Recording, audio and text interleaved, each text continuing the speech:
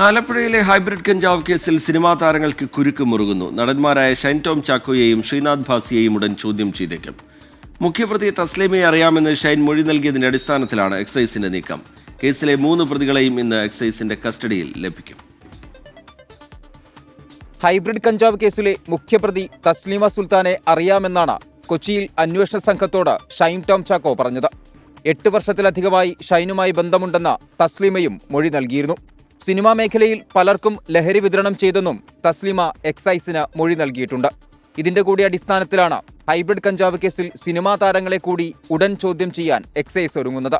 അടുത്തയാഴ്ച നോട്ടീസ് നൽകി വിളിച്ചുവരുത്താനാണ് തീരുമാനം. സിനിമാ മേഖലയിൽ ലഹരി എത്തിച്ചു നൽകിയതിൽ പ്രധാനിയാണ് തസ്ലീമ എന്നാണ് അന്വേഷണ സംഘത്തിന്റെ കണ്ടെത്തൽ. ഇക്കാര്യങ്ങളടക്കം താരങ്ങളിൽ നിന്ന് ചോദിച്ചറിയും. ഒപ്പം തസ്ലീമയടക്കം കേസിലെ 3 പ്രതികളെ ഇന്ന് കസ്റ്റഡിയിൽ ലഭിക്കും. ചോദ്യം ചെയ്യലിൽ സിനിമാ മേഖലയിലെ തസ്ലീമയുടെ ബന്ധമടക്കം ലഹരി ഇടപാടിന്റെ കൂടുതൽ കണ്ണികളെ പുറത്തുകൊണ്ടുവരാൻ കഴിയുമെന്നാണ് എക്സൈസ് സംഘത്തിന്റെ പ്രതീക്ഷ. പിടിയിലാകുന്നതിന് മുൻപും ഹൈബ്രിഡ് കഞ്ചാവ് താരങ്ങൾക്ക് നൽകിയോ എന്നും എക്സൈസ് സംശയിക്കുന്നുണ്ട്. 24 ആലപ്പുഴ.